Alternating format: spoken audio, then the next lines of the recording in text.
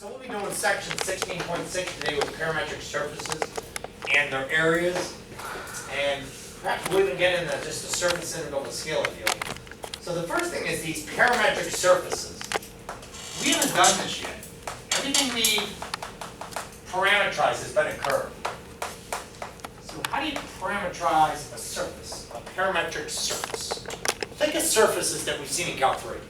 Not curves. Think of like what, a sphere, a plane, a paraboloid, a cone.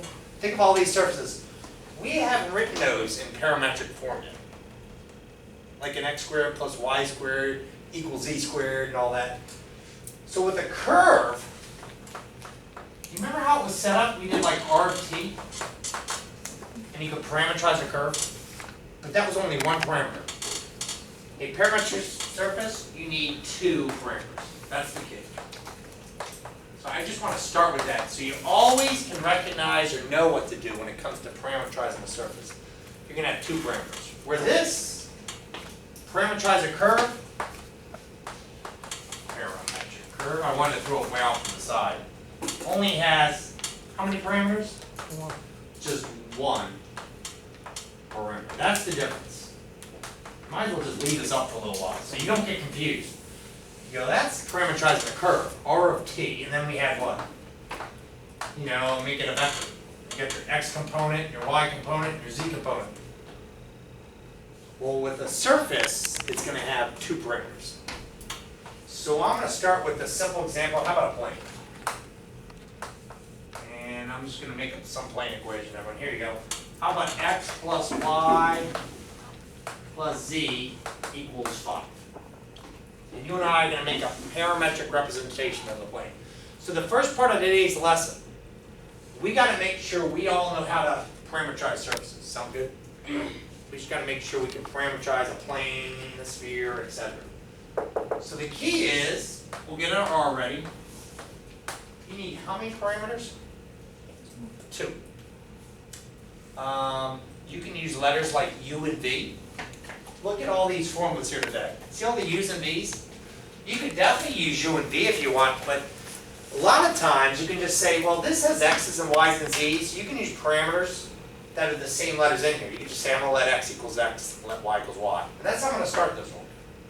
How about let's let those two be the two letters that are going to be our parameters. How about X and Y?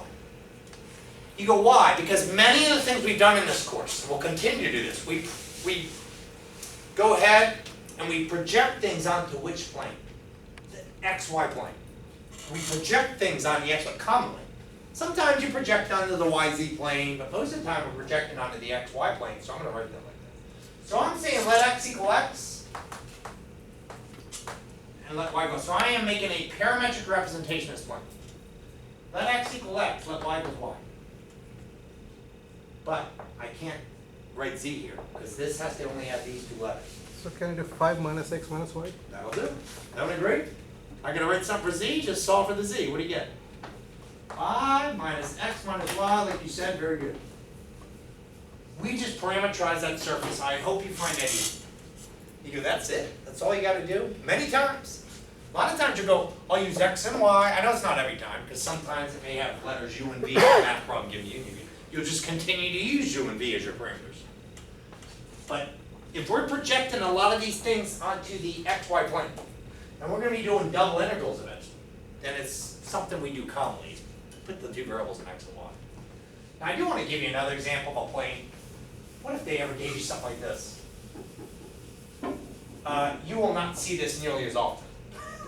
But what if you said you got a point in a plane, and the point is 1, 2, 3. This is the vector, that's in a plane. This is a vector in a plane. There are two of them. 4, 5, 6, and 7, 8, 9. Both of these vectors are in a plane, that's a point in a plane. This is another way you go, well, how would I do this? How can I make a parametric representation of this plane?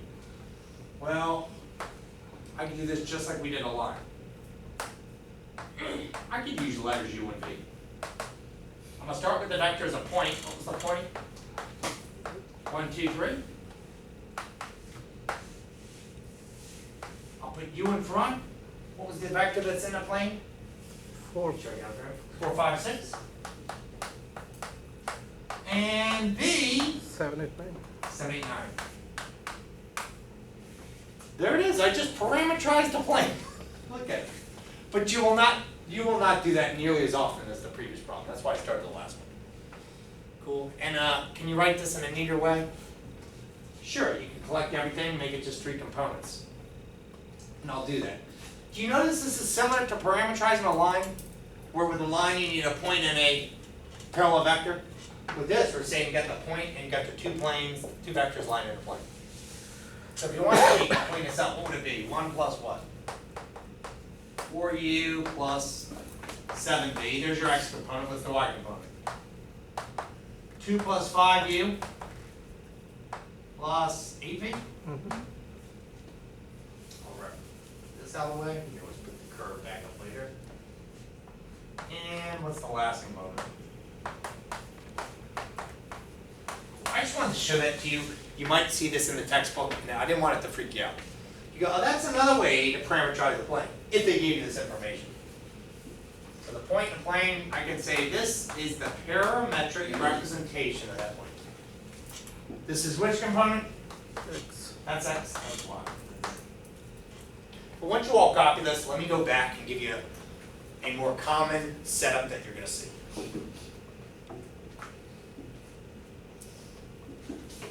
Can I erase? Oh yeah, cool. So what are you going to see more common with this, with planes? Oh, not that. This is what you're going to see many times in the next few sections. Something like this. I mean, here's a plane from our course.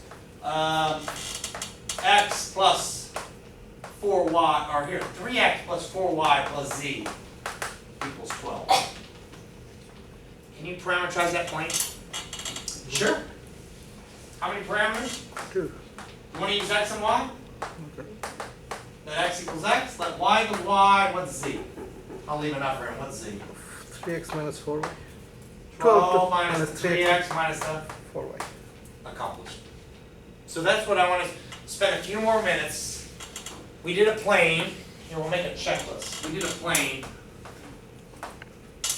Let's do, how about a paraboloid? Let's cover all the main surfaces. Paraboloid spheres, planes, cones, and cylinders. We'll definitely do a cylinder. All right, here's a paraboloid from our course. Can you parameterize it? All right, parameterize. Make a parametric representation of that surface right there. Do you remember that's the windsock going like this? Mm-hmm. Woo! On the z-axis. Can you make a parametric representation of that? All right, you want to project it onto the xy plane if we're working a double integral eventually? Sure. So what 2 parameters got to use? I can let x equals x, and I'll let y equals y. That's what we mean. Let x equal x, and let y equal y. You don't have to use u and what? V. I think the only time you use u and v is the problem originally had that. So what do you get? X squared. X is x, y is y, and what gives X plus y squared. You got it. Hey, what if it was a paraboloid, but it was on like the y-axis? Had like a plus 2. Can you parameterize that?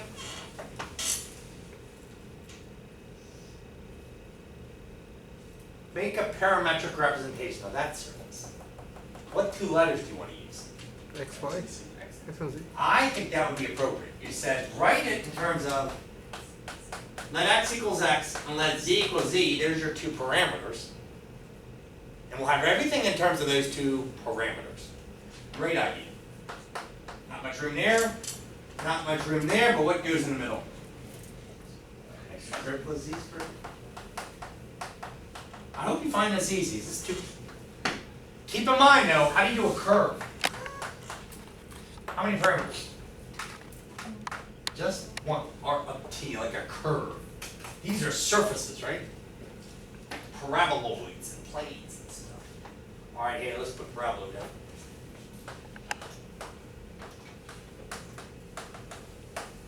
Check. Okay, let's talk about a cylinder.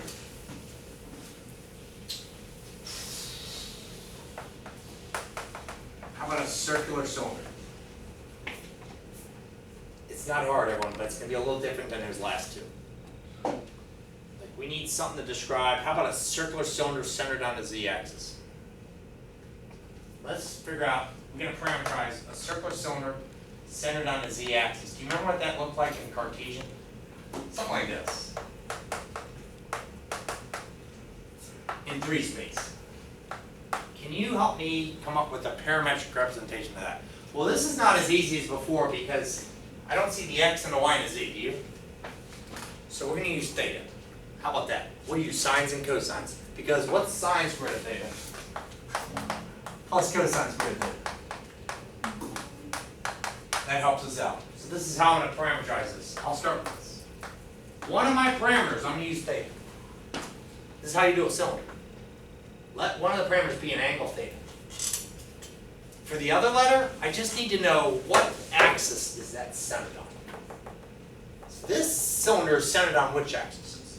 The z-axis. That's going to be my other variable. And watch how this happens. So, hey, I'll leave enough room here, but what's going right here? Z. So when a z increases with numbers, it just keeps going up the z-axis. But this is that relationship that's going to form on my surface a bunch of circles, right? And I can use this. And then what's the radius though? That's the only thing I need to know. What's the radius? 3. 3. So I can do, how about 3 sine theta? 3 sine theta, boom, we're done. We just parameterize that surface. I want you to study it carefully. Notice, now make a note. Notice. X squared plus y squared. What's it equal to? This one. What's x squared plus? It equals this. Is that what's in there? You squared this, and then squared this. You add them together, what do you get? 9 cosine squared of theta plus 9 sine squared of theta. Well, what does that equal to? Mathematically, you factor out the 9, what do you get? 9. Equals 9. Right? That's what you're saying. This squared plus this squared always comes out to be 9. You notice this? So that's the relationship between x and y, the circle, the circle, the circle. This just allows this parameter to just like take this surface and increase for z. Does that make sense? And you got it. That's how you do cylinders. How about, let's do another axis.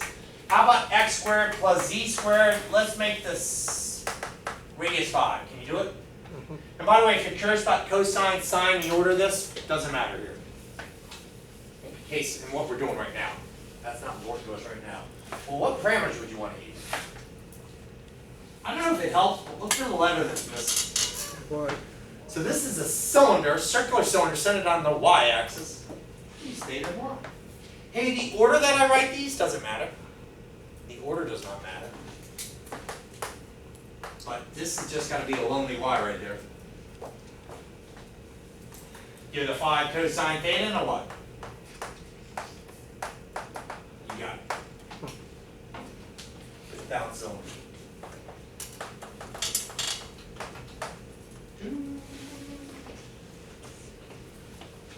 Hey, almost done. We're done with the common surfaces we've seen in this course from section 12.6. That was 12.5, but these are all in 12.6. What else was common?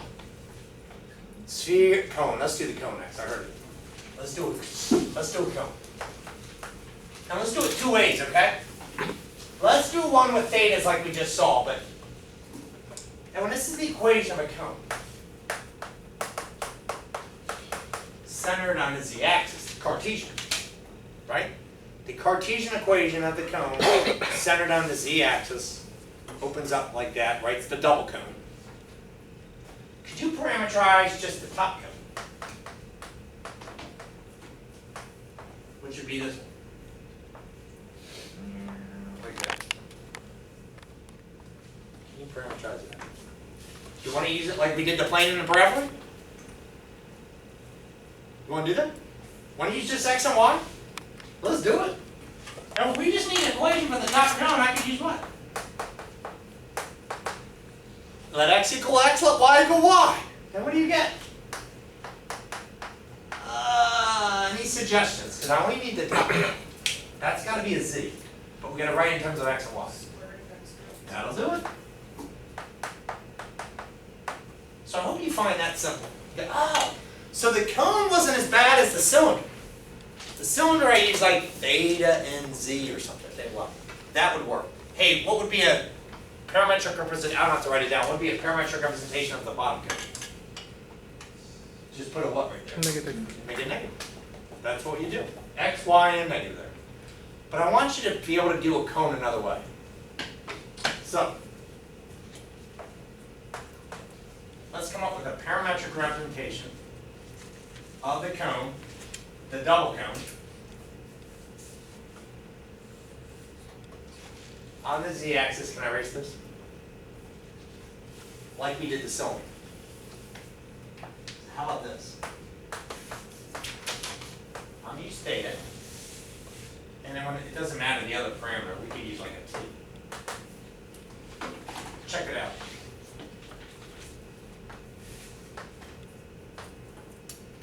How about t cosine theta? T sine theta, and let this be t. Now think about it. What's going on in this problem?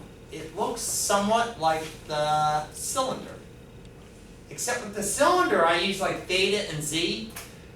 The difference here is, number one, I just use the parameter t, put it in place like that z-axis. And where else did I put the t's? In front of these. So what would happen as the t increased? What would happen with the radius of that circle?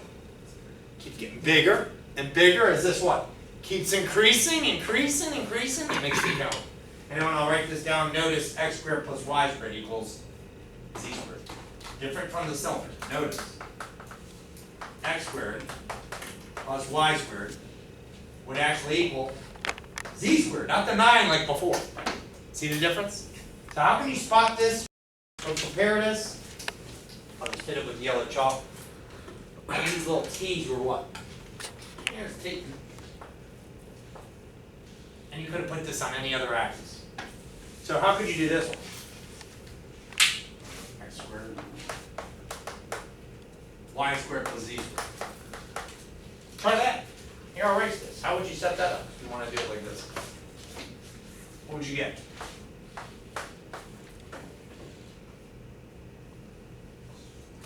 Dx. So I'm going to get a cone. It's going to be centered on the x-axis. Okay, you're t. And then it's going to be what?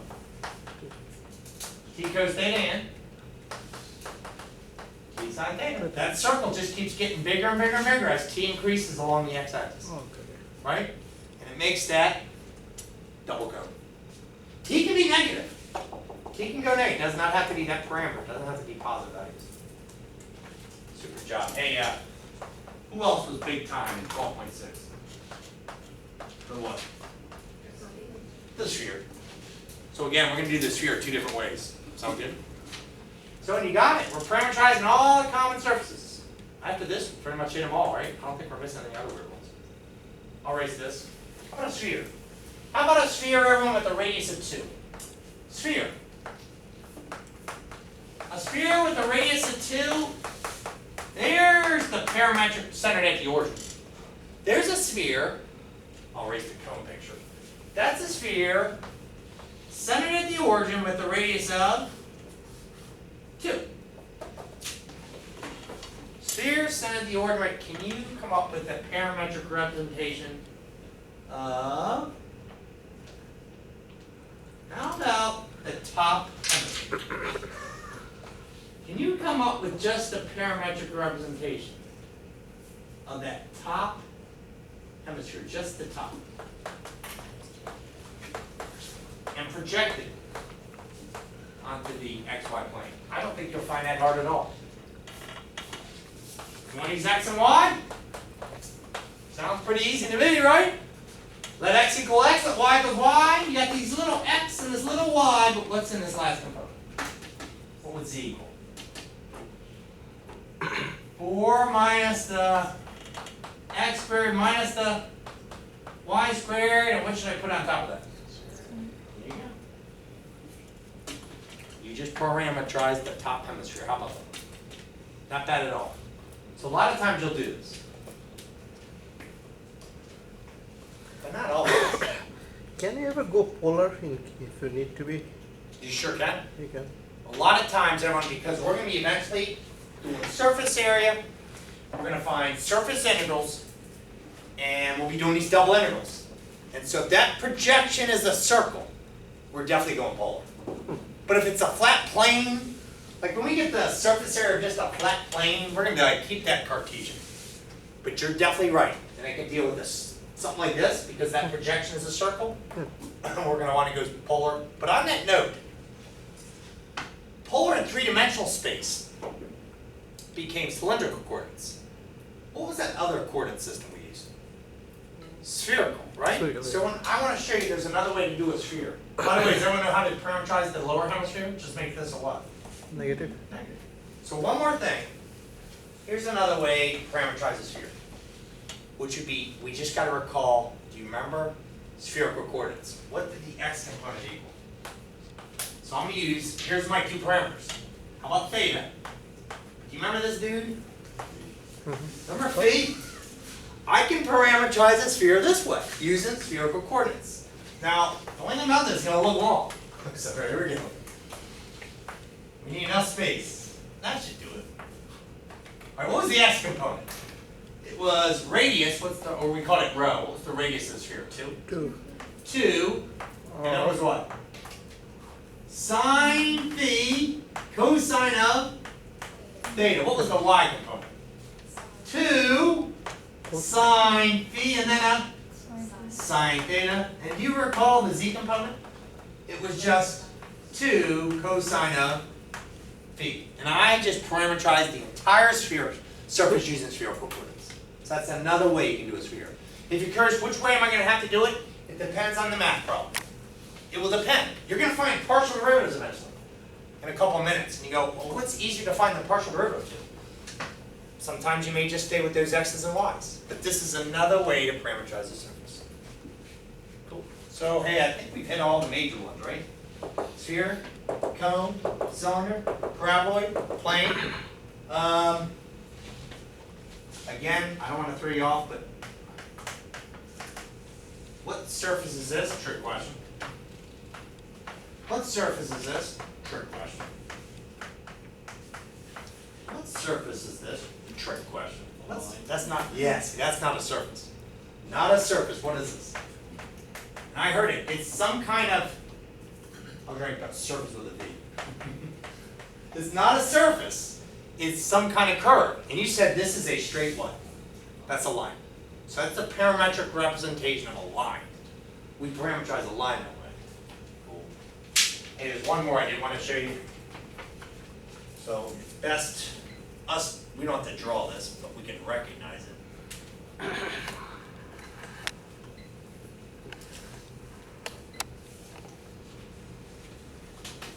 Do you remember the curve that went like this?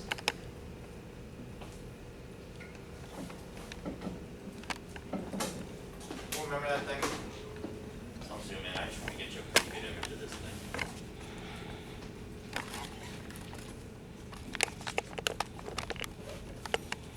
Hold it down. Is it firing up? Let's see. All right.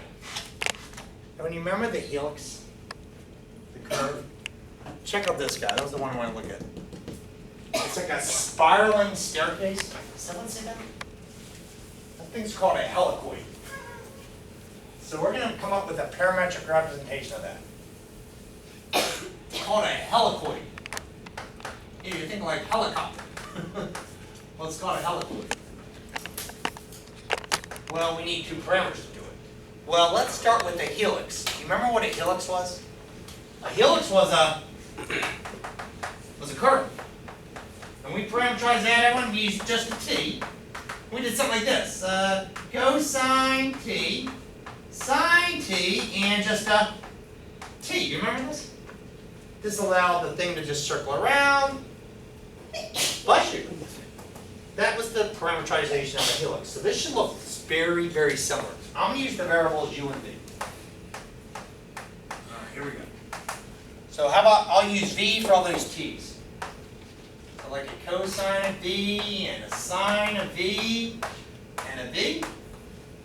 But now I need something that's going to make this spiraling staircase get wider and wider and wider as it keeps spinning around.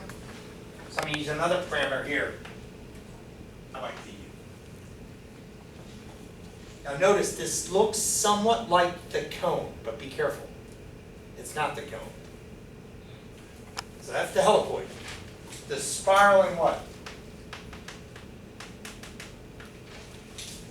Everyone see one of these walkways in real life, like in a museum? Which museum? I don't know. Ever see this? Right there, you get that staircase. Walks around like that. It's like a spiraling ramp. It's a helicoid. But it's different from the cone. What was the cone again? Look at the difference. T cos theta, T sine theta, T. What do you notice? Just to see the differences. The theta and the theta, was this the theta? No. In terms of the helicoid, see how that was always the same? Kind of like the helix. Look at the helix. So I know it can be confusing. The key thing to notice, x squared plus y squared equals z squared here, but not in that case. And I would unfortunately, when you teach Calc 3 as often as me, you start going out, you get home, and you're working a lawn, and look what you end up doing. You start cutting all your shrubs like helicoids. You don't see that right here? That's my front lawn. You see that tree right there? So see, it's like the helicoid right there. You see one like this?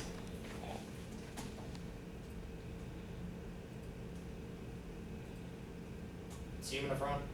I got some what? Spheres in there? Up there I got some paraboloids in the front. But anyways, that's what you're seeing there, just these surfaces. Yeah, those are more like, I don't know, you could say those are more like some of their spheres and paraboloids, but there's the helicoids. So hey, alright, we got them all down. Let's start with surface area. We're now going to work the surface area. Yeah, don't be like me. Cut your shrubs at the helicoids. Trim those forever. Alright. So now we're going to find the surface area. The area of some surface. So the formula that we're going to have to do when we come with the area of surface actually involves something we did earlier in this course when we found the area of a parallelogram. It's the double integral of this magnitude of some cross product of two, they call them tangential vectors. So how about before we do that, let's just find the equation of a plane. Do you remember in chapter, it was section 12.5, you had to find the equation of a plane? Well, let's do that now with the planes written in parametric form. So I'll put this on the board. Does anyone have a copy of this? Let's try that. What if you have, this is number 2. U comma V, U cosine V, U sine V, V. And U equals 1, V equals pi over 2. So, what I want you to do, you find the equation of this plane right here. Or excuse me, this is a surface. Find the equation of the plane that's tangent to that surface. R of U comma. So I'm going to give you this surface, U cosine V, U sine of V and V. Does anybody recognize that surface, by the way? Which one of these is it? Well, I could add one to the list. Helicoid. Which one is that? Does anybody recognize the surface? That's the helicoid. And this is a helicoid right here. And we're going to find the equation of some plane that's tangent to the helicoid. But plane, to be tangent plane to a surface, it's got to occur at some point. That's the point. So this is right here, we're saying this is a point. So maybe the hardest part of this problem is I thought points were x, y's, and z's, right? Like an x, y, z coordinate. We're going to have to figure that out. That's probably the hardest part of the problem. When they gave me u and v of a point, how could you find the x, y, and z points? How can you convert that point to Cartesian? That's probably the biggest challenge of the problem. How can you make it x, y, and z if you had to? If you wanted to do it, what could you do? So x is the cosine, right? There Cosine you by go. So this would be right here. I can plug these in. What would be the x component? Just so people can connect that. What's 1 times the cosine of pi over 2? 0. 0. I just want to see this, that this is like a problem from before. That's the x coordinate of the x, y, z, right? Triple here, that actual point. What's the y? 1. 1 times sine of pi over 2 is a, what's the v? Oh, just a what? That is the point we're talking about. That's that point. So it doesn't look all what? Weird. It's just a parametric representation. So we need to find the equation of the plane tangent to the surface. Well, we have a point? Yep, and it's in the plane, isn't it? So there's some surface, and we're coming up with this equation of plane. You got the point. What else did you need in chapter 12 in throughout the course? What kind of vector? You needed a normal vector. And when we needed a normal vector, that's the other thing you needed to get the equation of a plane. You got the point, but you need some vector that's normal to the point. So, how do we do it? We'll just get the cross product of 2 tangential vectors. We'll get the cross product of 2 tangential vectors that lie in a plane. Look, you get a vector line in a plane, another vector line in a plane, we cross them, we'll get the what? The normal vector. So this is the cross product of 2 tangential vectors. And that'll be our normal vector. So let's find it. You ready? R sub u. This is a tangential vector. I'll leave enough room. You got to get the derivative of this with respect to u. Keep in mind, we're trying to get this. That will be our normal vector. At the point in the plane, we need a normal vector. So we're working towards that. But to get it, I need the cross product of RU cross RV. All right, what's the derivative? Now we're doing partial derivatives. What's the derivative with respect to u? Cosine v. Cosine v. Man, you're good. What's the derivative with respect to u? Sine v. You're crushing these partial derivatives. What's this one? No trucks? 0. 0.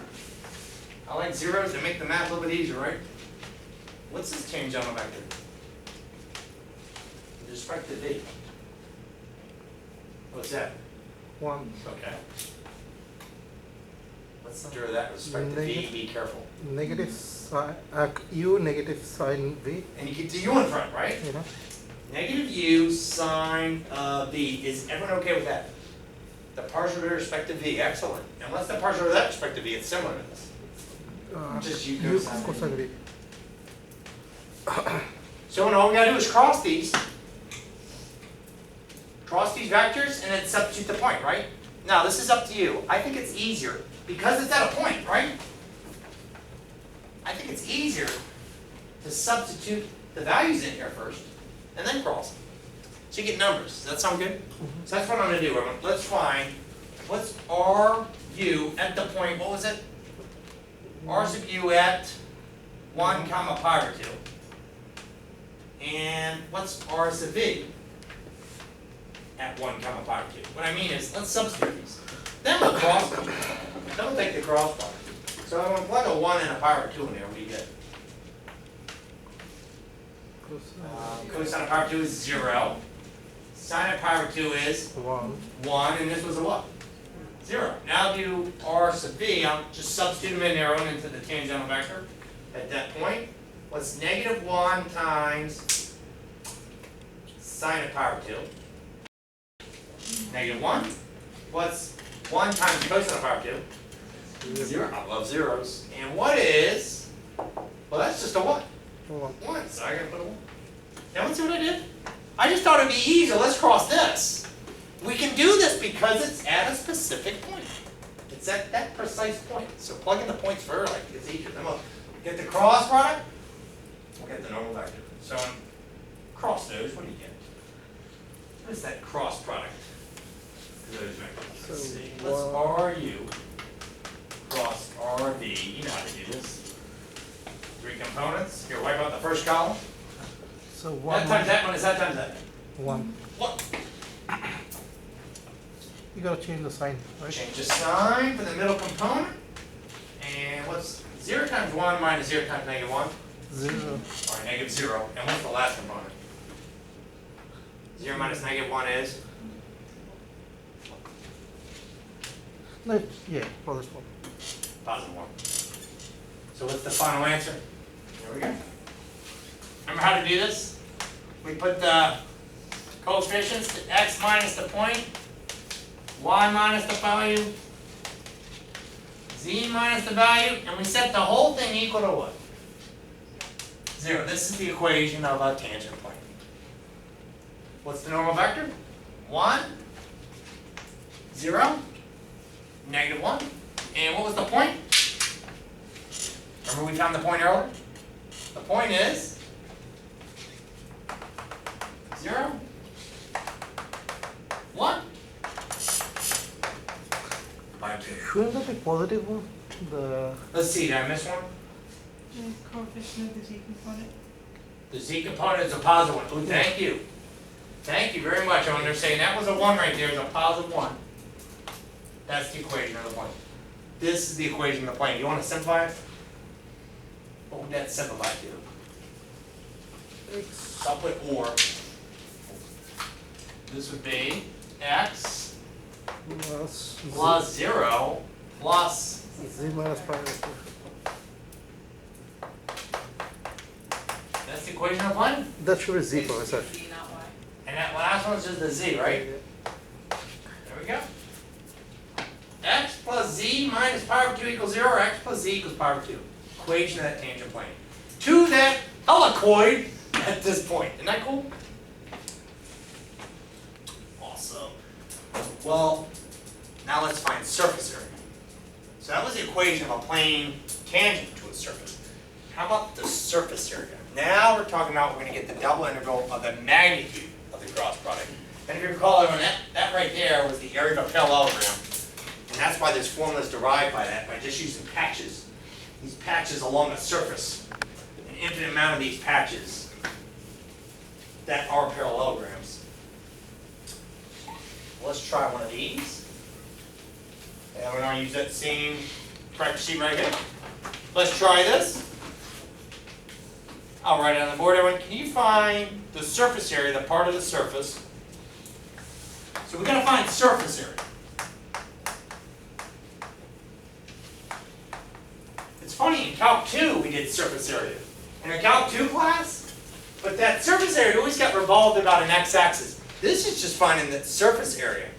Straight out, we don't have to have this revolved anywhere. The surface is z equal to xy, nothing crazy.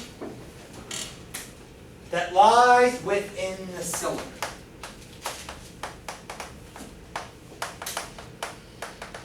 So when you do not have to draw this. When Art, earlier you were talking about polar coordinates. And when we're going to be doing a double integral here. If it's lying within a cylinder, you will agree we should eventually go polar. Yes, just because of that. Find just surface area disk that lies within the cylinder, within a disk. We'll project a disk. That's what we'll do. Sound good? Alright. So, let's get started. First thing, I need what? Hardest part of the problem. Right there. This is the challenge for today, everyone. Or this is the challenge for the rest of our course.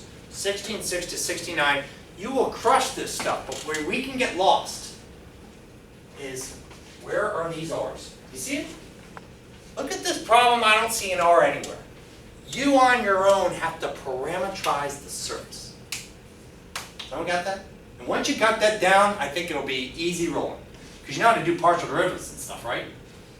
We'll just follow all the step-by-step procedures to get that double integral solved. But here's the challenge. I need you to parameterize the surface. And something else confusing. Which surface?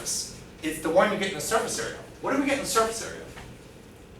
And just I'll let you read the question. Find the surface area is equals x, y, that lies within the cylinder. We're parameterizing which surface? That one. Cool. Because that's the surface that we're getting the surface area. So you want to use x and y? Yeah, alright. Let x equal x, let y equals y. Not too hard. That's an x, that's a y, and what goes right there? X, Y.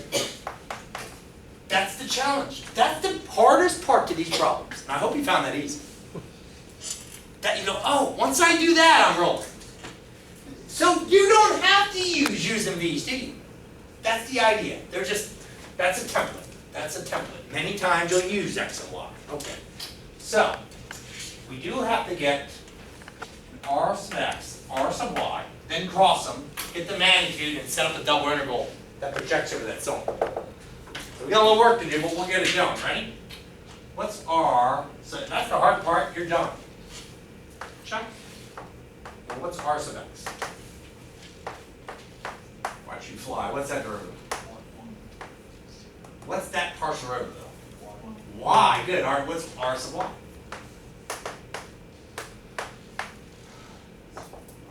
Zero. One and.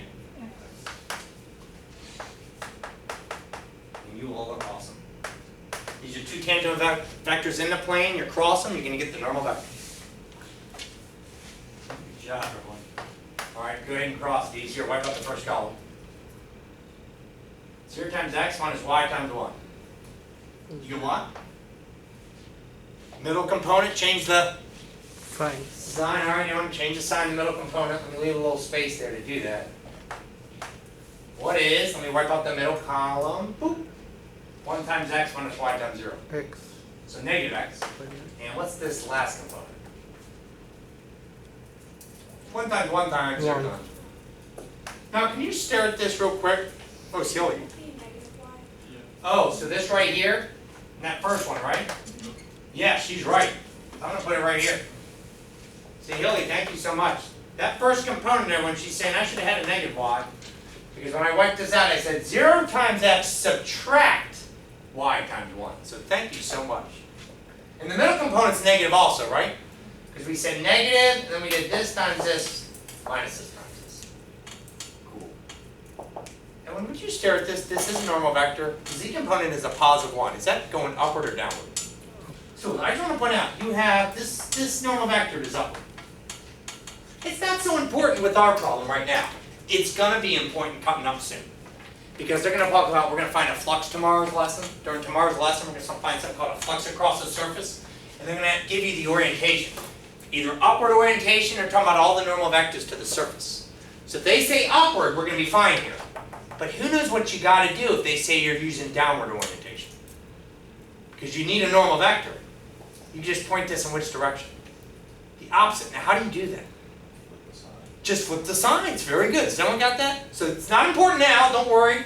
But tomorrow when they go, hey, it's oriented upward, or they say oriented downward, they're talking about the normal vectors to the surface. So your eyes are stare at that. And you'll make sure, if they want upward orientation, you're going to make sure all the normal vectors across the surface are pointed what? Upward. Because that's what it's doing now. When these are just what? This is giving you the normal vectors to the surface.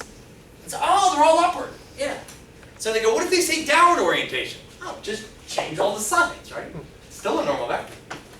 That would, by the way, that would be ry cross rx, wouldn't it be? Someone agree? Now let's put it over here. What's ry cross rx? You do not have to do all the math right now. We just simply do what? Y, x, and a what? Ta-da! So keep that in mind. It's just the key to tomorrow. Now, do I put this in a double interval or I do something first? Yeah, we need the magnitude. So what's the magnitude of the theta? Square root? That squared plus that squared plus 1. 1, yeah. What's that squared? Y squared. Good. A negative squared is a positive. Plus, what's that squared? X squared.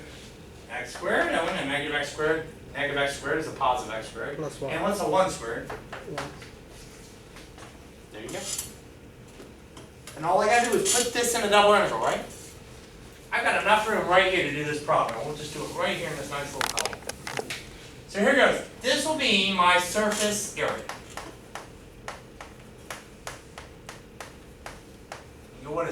the double integral. I'm just going to call this d right now. Square root of y squared plus x squared plus 1 dA. I'll let you choose whether or not you want to do dy or dx, or if you want to go polar. But this is the start to our problem. Now, what's d? How much of the surface are you projecting that to get the surface area? Only within the what?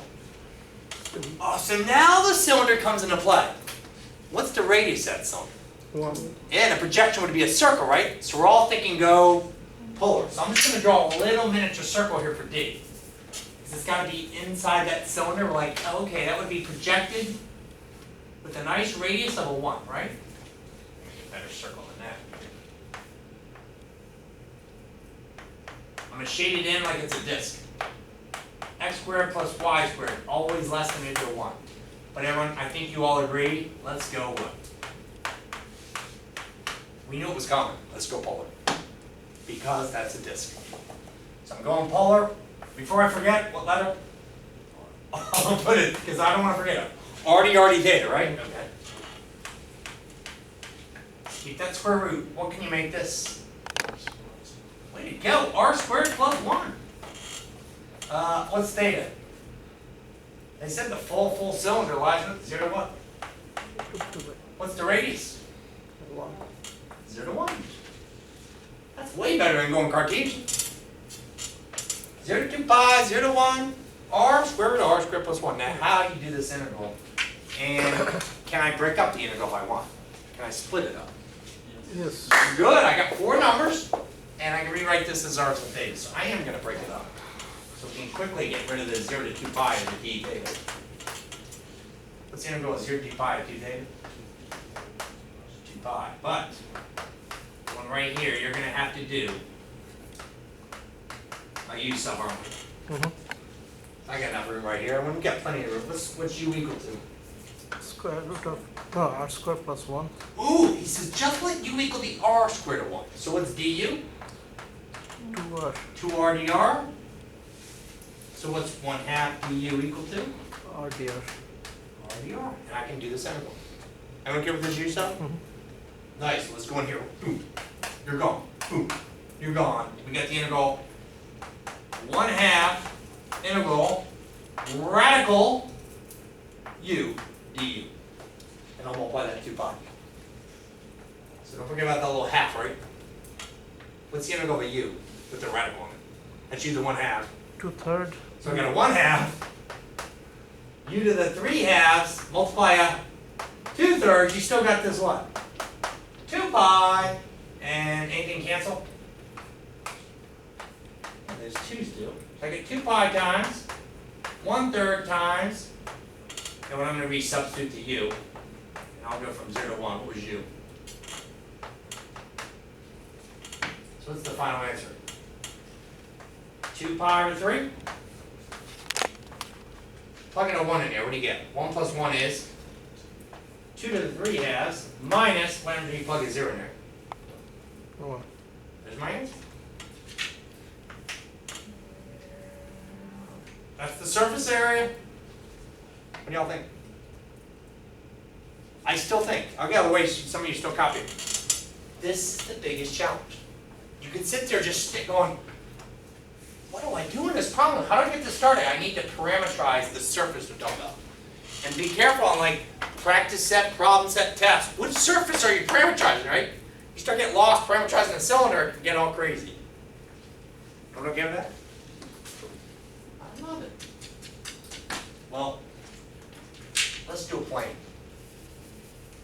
So, anyone see that next? What's the one that says plane? What's the plane?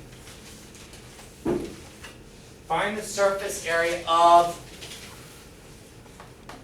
the part of the plane 4x plus 2y plus z equals 8. That plane's going to go on forever. So notice they say that lies in the first octave.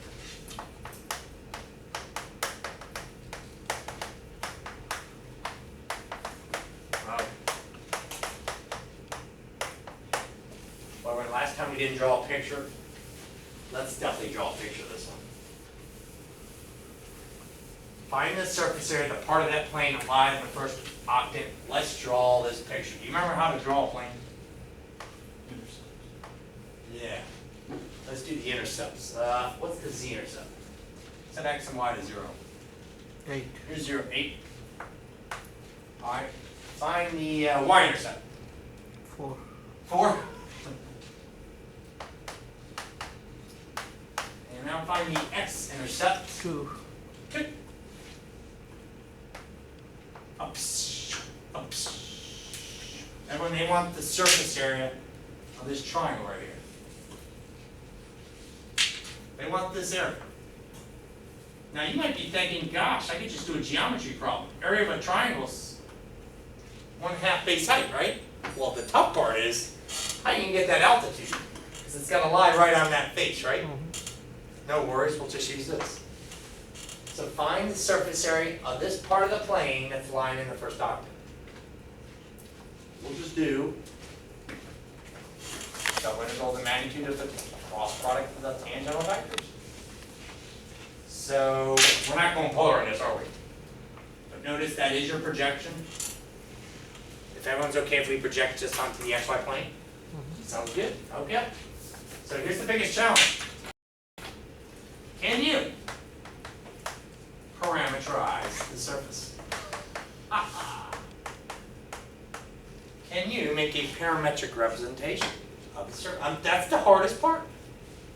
How can you parameterize the surface? 4x plus 2y plus z equals 8. What would you do? We'll use x and y? Let x equals x, let y equals y, and leaving a space here, 8 minus 4x. Done. Now, yeah, if I projected this onto the yz plane, I could use y and z. Or if I projected this onto the xz plane, I could use parameters x and z. So what's the next? Now, that's the hardest part, I think. Look at the tangential vectors. What's the partial with respect to x? 1, 0. 8. No, 8 will become 0, right? So. Yeah, like -4. Way to go. Someone agree? Well, this one's easy. What's the RS of y? What's the partial with respect to y?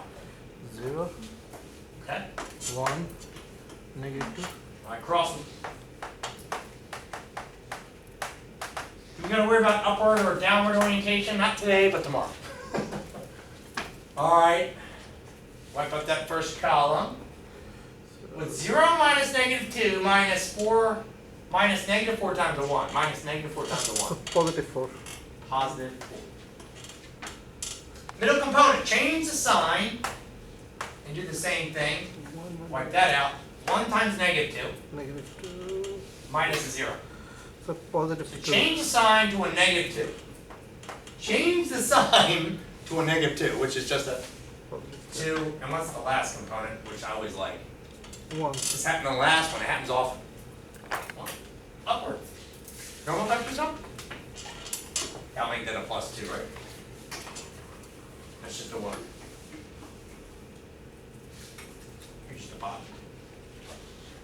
Alright, so I'm going to set this up. Everyone, I'm going to do the double integral of the magnitude of this. I need a radical, don't I? What's that square root? What's that magnitude? I should just do it right here. No reason I'm going to go off there first. I'm going to do it right here. Square root of 21. 16 plus 4 plus 1. 21. This is weird. I didn't even get any variables in there. That's just going to make the problem a lot easier, I hope. Everyone okay if I use dy dx? We're not going polar here. Mm-hmm. Cool. Well, there we go.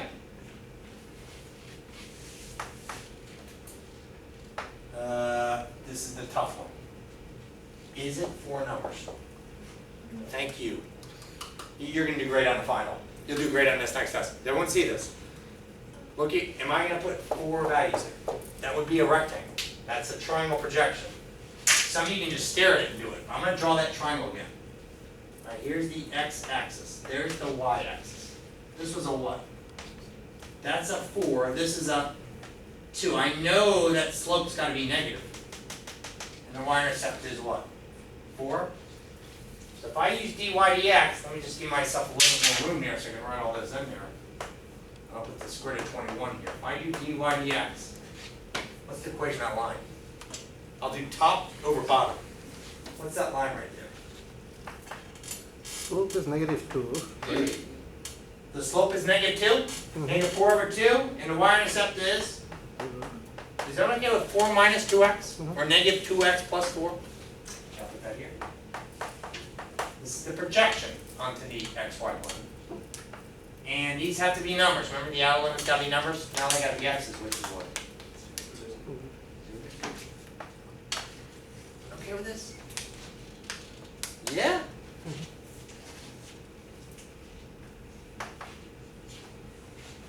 Now,